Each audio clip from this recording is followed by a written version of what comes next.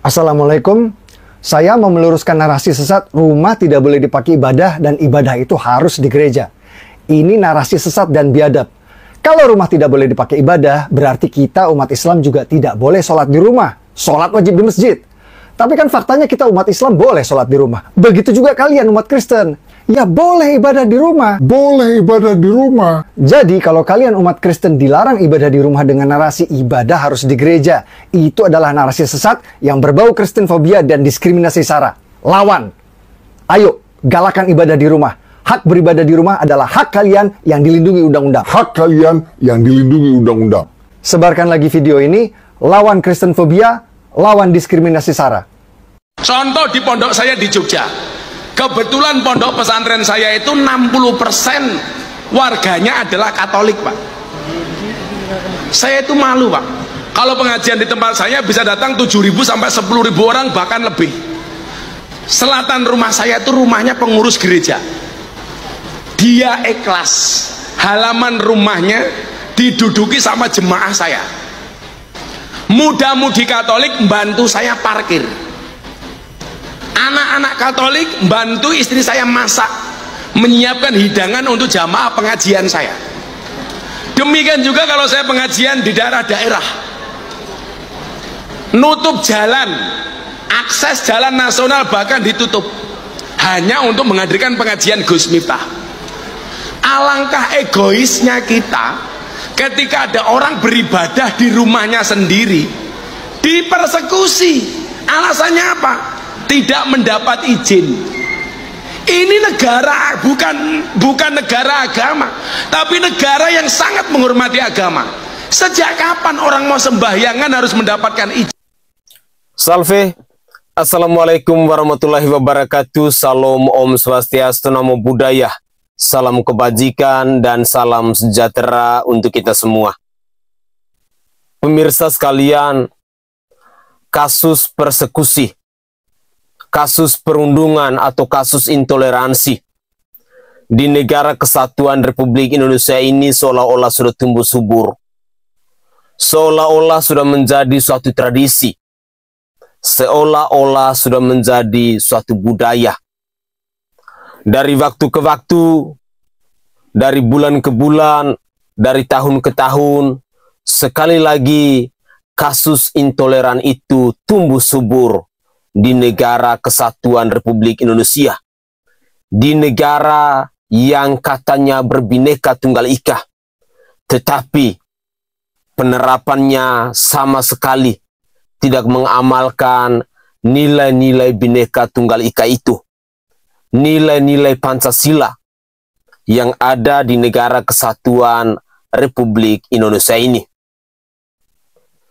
Saya secara pribadi melihat bahwa peristiwa perundungan atau intoleransi ini datang dari kelompok-kelompok yang sudah didoktrinisasi dengan pemahaman tertentu, dengan ajaran tertentu, dari kelompok-kelompok radikal, dari ulama-ulama yang tidak memahami tentang pentingnya nilai-nilai Pancasila, yang tidak mengerti tentang pentingnya nilai-nilai bineka tunggal ika di negara kesatuan Republik Indonesia ini.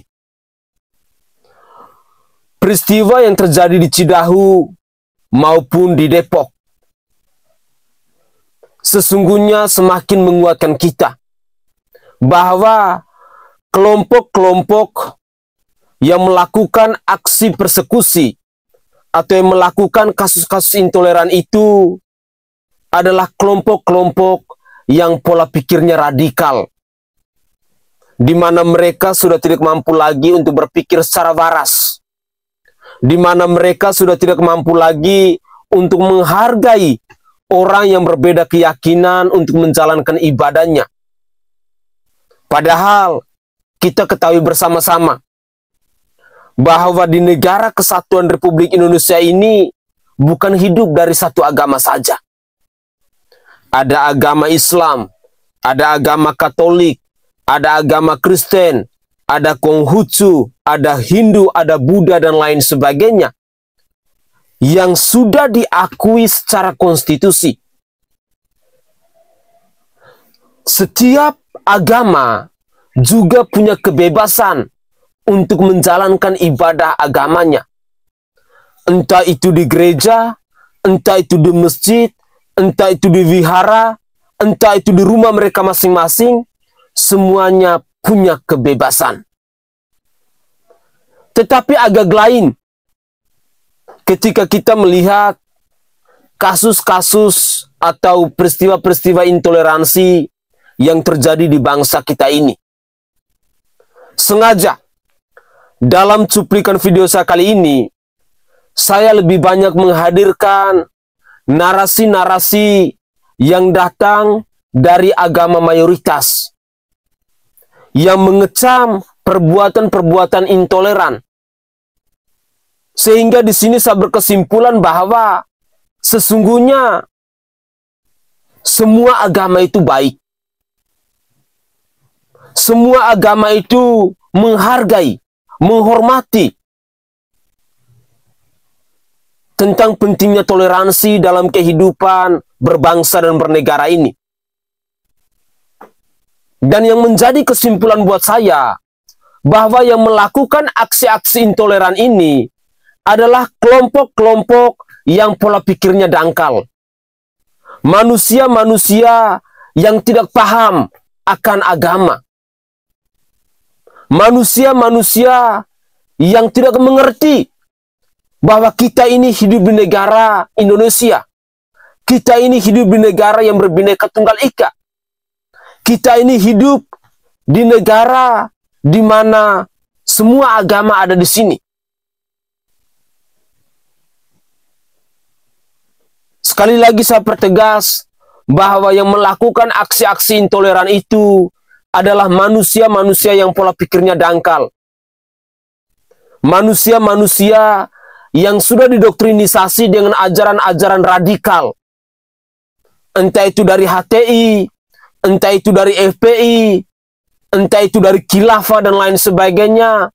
Pokoknya ormas-ormas radikal yang pola pikirnya dangkal, yang sebagian besarnya sudah mabuk dengan kencing onta itu, yang membuat mereka tidak mampu lagi untuk berpikir secara waras. Ini yang sangat kita sayangkan. Dan seringkali pula saya menyampaikan bahwa kalau kita mau belajar tentang nilai-nilai toleransi, tentang realita kehidupan bermasyarakat, berbangsa dan bernegara, yang selalu menjunjung tinggi nilai-nilai toleransi itu, mari datang liburan, datang bermain, datang dan kunjungi Provinsi Nusa Tenggara Timur. Di sini kalian pasti akan melihat bahwa betapa harmonisnya, bahwa betapa damainya antara agama yang satu dan agama yang lain. Kalian mungkin akan merasa terkejut bila perayaan di gereja pada hari Minggu misalnya, ada sekelompok orang yang datang dengan menggunakan busana Islam, tetapi mereka disambut baik oleh kita yang beragama Katolik. Begitupun sebaliknya, misalnya ketika di masjid ada hajatan atau ada acara yang mengumpulkan banyak orang, di sana pasti ada remaja-remaja Katolik yang ikut berperan, yang ikut berpartisipasi untuk menyukseskan acara tersebut. Tetapi inilah indahnya toleransi dalam kehidupan umat beragama. Kalau di Provinsi Nusa Tenggara Timur bisa menerapkan nilai-nilai toleransi itu, kenapa di provinsi lain tidak bisa? Terlebih khususnya misalnya Provinsi Jawa Barat. Seringkali pula saya mengatakan bahwa kasus-kasus intoleran yang hari-hari belakangan ini marak datang dari Provinsi Jawa Barat adalah sebuah PR besar buat Gubernur Jawa Barat Kang Deddy Mulyadi. Bagaimana caranya untuk merangkul, bagaimana caranya untuk memberikan pemahaman kepada mereka-mereka yang pola pikirnya dangkal, kepada mereka-mereka yang mungkin sudah didoktrinisasi oleh kelompok-kelompok tertentu untuk membenci agama lain. Apapun itu, saya ingin mengajak mirsa sekalian bahwa mari kita hidup damai, mari kita terapkan nilai-nilai toleransi dalam kehidupan umat beragama itu. Karena toleransi itu pasti damai, toleransi itu pasti indah, dan kalau kita mampu mengamalkan nilai-nilai toleransi dalam kehidupan kita, maka saya sangat yakin dan percaya kasus-kasus intoleran, kasus-kasus persekusi, atau kasus-kasus perundungan antara agama yang satu dan agama yang lain pasti tidak akan terjadi lagi di bangsa ini. Mari kita simak lagi cuplikan-cuplikan video yang disampaikan oleh tokoh-tokoh agama maupun oleh warganet terkait dengan kasus-kasus intoleransi yang ada di negara kesatuan Republik Indonesia ini. Inilah cuplikan video selengkapnya. Gue baru tahu Om Den bahwa salib diturunin itu tindakan yang itu. desakralisasi, ya kan? Gue baru tahu, padahal gue login udah 3 season gitu kan. Baru tahu. Artinya hal-hal seperti ini juga harus terus digaungkan agar orang paham bahwa keberadaan gereja di sampingmu itu bukan ancaman. Orang banyak menganggap, oh kalau ada gereja di kampung gua ancaman nih. Nanti terjadi kristenisasi. Nanti banyak orang lock out nih dan lain sebagainya. Itu tergantung imanmu. Iya, itu kan tergantung imanmu. Dan bahkan kalau dalam Islam ya, itu ada satu ayat di suratul Hajj ayat ke-40. Itu yang mengatakan, dari ayat ke-39 udah dinotis sama Allah, bahwa kalian boleh berperang kalau diusir dari rumah ibadah kalian. Ada tuh. Ada. Dan ini buat agama apapun berarti ya. Dan di sana dinotis bukan hanya masjid, tapi gereja, kuil. Itu ada di Quran. Ada di Quran. Luar biasa tuh. Wow. Bahkan di Quran siapa yang bahwa tetap berdirinya gereja, kuil, masjid itu karena karunia dari Tuhan.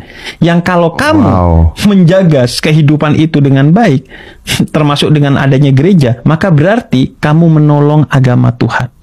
Jadi gue berbicara seperti ini, itu gue nganggap bahwa yang rusak dengan hal-hal seperti ini itu adalah pertama dan utama citra Islam itu sendiri. Makanya gue selalu bilang, kalau lu rusak gereja, yang hancur itu iman lu. Kalau lu bakar wihara, yang hangus itu agama lu. Karena di Islam bahkan lisensi untuk berperang itu untuk mempertahankan rumah ibadah. Sehingga dalam perang sekalipun itu kalau mau aman masuk rumah ibadah. Baik itu gereja, kuil, karena rumah ibadah dan orang yang sedang di dalam rumah ibadah, apalagi yang beribadah dan tokohnya tidak boleh diapa-apakan dalam perang. Kalau di Quran ada tulisan seperti itu, artinya mereka yang melakukan itu belum paham agamanya. Belum paham. Karena itu ya itu kan edukasi, bahkan provokasi perdamaian itu menjadi penting. Nah ini dakwah jangan cari musuh. Bodoh kalian kalau dakwah cari musuh. Ngapain kau bahas yang berbeda? Ngapain kau hina Tuhannya orang? Lebih baik kau urus agamamu. Ini loh Tuhan saya, ndak usah urusi Tuhannya orang. Ngapain kau cari-cari yang suka menyala-nyalakan? Ini bidah. Biarkan saja kalau dia sesat. Kau tidak tanggung kesesatannya. Tapi kalau kau hina sesamamu muslim, kalian menjadi pengkhianat di antara kita. Ini baru belajar agama 2 bulan. Ini bid'ah. Nggak ada pada zaman Nabi. Kalau gitu jangan kau ceramah pakai mic. Apa? Ini bid'ah, tidak ada pada zaman Nabi. Apa? Kau dengar? Apa? Maka yang baik silakan laksanakan apa yang kamu yakini benar tanpa kau hina pendapat orang lain. Salah satu ciri kesombongan orang punya ilmu, dia tidak mau menerima perbedaan pendapat. Itu ulama sombong itu. Coba ulama-ulama dulu kita Pak, saling menghargai. Bagaimana Imam Syafi'i dengan Imam Ahmad? Kata Imam Ahmad, beginilah pendapat saya. Bisa jadi Imam Syafi'i yang benar. Kata Imam saya, inilah pendapat saya. Bisa jadi Imam Ahmad yang benar. Kita baru belajar agama hanya karena tidak pakai jenggot orang. Kau tidak akui? Ah, dia bukan Ustadz Sunnah. Saya dibilang itu bukan Ustadz Sunnah karena tidak ada jenggotku. Mau dia apa kalau tidak mau tumbuh?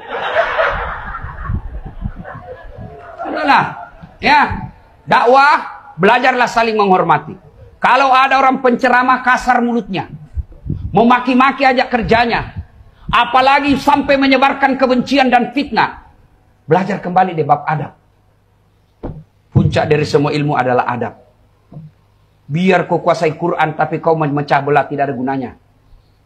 Rasulullah pernah ditanya, ya Muhammad, untuk apa kau diutus ke muka bumi ini? Mencerdaskan kehidupan bangsa, bukan itu saja. Tapi apa? Apa sih sikap muslim sesungguhnya kalau ada orang yang mau bikin gereja? Begini Bapak Ibu, satu, di dalam Islam tidak ada satupun ajaran yang membolehkan kita melarang umat beragama lain mendirikan rumah ibadah. Nggak ada satupun. Saya ingin tanya sama orang yang ngamuk-ngamuk kalau orang pengen mendirikan rumah ibadah itu, dari mana dia dapat dalilnya, Pak? Ada nggak di Quran? Kalau ada gereja hancurin, ada nggak? Kalau ada orang mendirikan rumah ibadah nggak usah diizinkan, ada nggak? Nggak ada kan? Kemudian kita nyontoh Nabi, Bapak Ibu. Nabi dikunjungi 60 umat Kristen Bani Najjar. Itu yang berkunjung pendeta-pendeta, jemaatnya. Begitu sampai di Madinah, minta izin kebaktian di Masjid Nabawi. Ada yang pernah umroh nggak? Ada kan? Tahu nama Masjid Nabawi kan? Itu masjid yang sangat mulia, Pak. Oleh Nabi diperbolehkan kebaktian di Masjid Nabawi. Bayangkan Nabi memperbolehkan umat Kristen kebaktian di Masjid Nabawi. Coba Bapak Ibu, tempat yang sangat mulia. Nabi nggak melarang. Sahabat yang lain pengen melarang. Da'uhum, kata Nabi, jangan larang mereka, biarkan saja. Mereka sedang beribadah. Nah sekarang mereka ingin beribadah di rumah ibadah mereka sendiri. Kita melarangnya alasannya apa? Karena belum ada izin. Mengapa belum ada izin? Karena memang nggak diizinkan. Saya belak-belakan aja nih Pak, masih banyak oknum pejabat yang menghalang-halangi pendirian rumah ibadah. Saya kalau bisa marahin pejabat itu tak marah, bener aja. Saya ini bukan pejabat yang lebih tinggi kan begitu. Kok ada ya? Dan saya menyayangkan Bapak Ibu ketika mohon maaf ini pemerintah daerah tidak bisa menyelesaikan masalah ini. Kenapa retret remaja di Cidahu harus sampai dibubarkan dengan cara yang anarkis? Dan kira-kira apa langkah dari pemerintah untuk menjamin ini gak bakal terulang kembali? Kalau di komunikasi, kejadian ini namanya spiral of silence. Spiral of silence artinya pendapat-pendapat mayoritas ngebungkam minoritas. Itu sebabnya kejadian sejenis jarang mendapatkan perhatian karena korbannya minoritas. Dan sebenarnya spiral of silence ini terjadi di belahan dunia manapun. Salah satu contohnya ya tindakan sepihak dari oknum warga Cidahu. Kronologinya begini, jadi ada pelajar usia 10-14 tahun sedang melakukan retret dan dipandu orang dewasa. Retret ini adalah aktivitas menenangkan diri yang tujuannya memperdalam sisi religiusitas, biasanya dilakukan oleh penganut Kristen. Kelompok tersebut melakukan retret di salah satu villa Cidahu. Tepat di siang hari, tiba-tiba aja kegiatan pelajar ini diserang sama orang dewasa. Kaca dipecahin, barang-barang dirusak. Kalian bisa lihat sendiri videonya. Kebayang nggak seberapa traumanya pelajar-pelajar itu? Yang bikin aku nggak habis pikir, ada pernyataan oknum yang bilang ini tuh miskomunikasi dan oknum itu minta untuk nggak diproses secara hukum dan sebaiknya dimusyawarahkan. Lah, tiba gini minta musyawarah. Sebelum menghancurkan barang, emang nggak kepikiran perbuatan pidana ya akan kena pasal pidana. Harus diusut sampai tuntas untuk memberikan efek jerah. Setiap warga negara Indonesia diberikan kebebasan memeluk kepercayaan yang mereka inginkan dan negara menjamin itu. Damailah Indonesiaku, untukmu agamamu dan untukku agamaku. Untukmu adalah agamamu dan untukku adalah agamaku. Pemirsa sekalian, itu adalah cuplikan-cuplikan video yang bisa saya sajikan ke hadapan pemirsa terkait dengan komentar-komentar dari para kiai, dari para ulama, maupun dari para tokoh yang paham benar tentang kehidupan beragama, yang paham benar tentang nilai-nilai religius.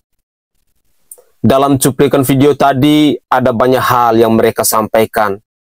Pada intinya bahwa mereka ingin mengajak saya dan Anda untuk bersama-sama kita mengamalkan nilai-nilai Pancasila dalam kehidupan berbangsa dan bernegara, di mana kita diajak pentingnya untuk mengamalkan nilai-nilai toleransi dalam kehidupan berbangsa dan bernegara. Karena sesungguhnya toleransi itu indah. Cuplikan video tadi yang menarik ketika kita menyimak perbincangan di mana mereka menilai bahwa orang-orang yang melakukan kasus-kasus intoleran, yang melakukan tindakan-tindakan persekusi, atau tindakan-tindakan perundungan, atau tindakan-tindakan untuk melarang agama lain untuk mendirikan rumah ibadahnya, sesungguhnya ini adalah mereka-mereka yang datang dengan pola pikir yang picik.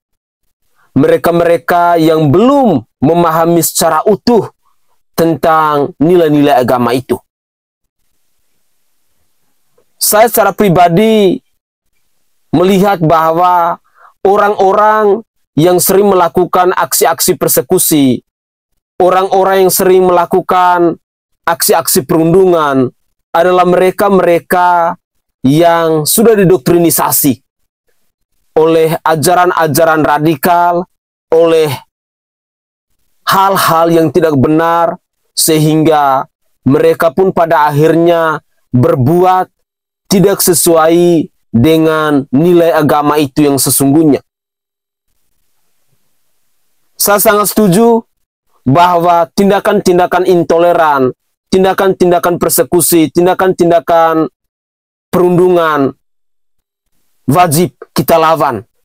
Karena kita mencintai bangsa ini dan kita tahu bahwa bangsa ini besar karena keberagamannya. Bangsa ini besar karena hidup bukan dari satu agama. Hidup bukan dari satu budaya. Hidup bukan dari satu suku. Itu yang membuat bangsa Indonesia ini besar. Karena saya sangat yakin dan percaya kalau negara Indonesia ini menganut hanya satu agama saja, hanya satu suku saja, pasti negara Indonesia tidak ada yang namanya Bhinneka Tunggal Ika. Tidak ada yang namanya berbeda-beda tetapi satu jua. Sehingga dengan demikian, saya secara pribadi ingin mengetuk pintu hati para pemirsa sekalian yang menyimak cuplikan-cuplikan video ini, agar mari kita mengamalkan nilai-nilai toleransi itu dalam kehidupan keseharian kita. Mari kita mendidik anak-anak kita tentang pentingnya toleransi. Mari kita didik anak-anak kita agar bisa menghargai, agar bisa menghormati orang lain yang sedang menjalankan ibadah agamanya. Mari kita mendidik anak-anak kita agar bisa menghormati orang-orang yang berbeda suku, ras, budaya, dan lain sebagainya. Itu sangat penting. Jangan sampai kita sebagai orang tua yang pada akhirnya dengan minimnya ilmu pengetahuan agama yang ada di dalam diri kita, lalu pada akhirnya kita mendidik anak-anak kita bahwa kita harus membenci antara agama yang satu dan agama yang lain. Lalu kita juga harus mendidik anak-anak kita untuk melakukan kasus-kasus intoleran, tindakan-tindakan perundungan dan persekusi seperti yang selama ini seringkali terjadi di bangsa kita. Pemirsa, cuplikan-cuplikan video tadi, harapan terbesar saya bisa mengetuk pintu hati kita dan bisa menyadarkan kita agar kita bisa saling menghargai antara agama yang satu dan agama yang lain. Karena kehidupan di negara kesatuan Republik Indonesia ini, kalau kita bisa mengamalkan nilai-nilai toleransi itu, pasti akan sangat indah. Pasti akan sangat damai. Sekali lagi, agamamu adalah agamamu, agamaku adalah agamaku. Mari kita menghargai perbedaan itu. Saya Sainai, dari Provinsi Nusa Tenggara Timur. Saatnya kita yang rakyat jelata harus berani untuk bersuara. Salam hormat, salam NKRI, dan salam Pancasila untuk kita semua. Ciao, ciao.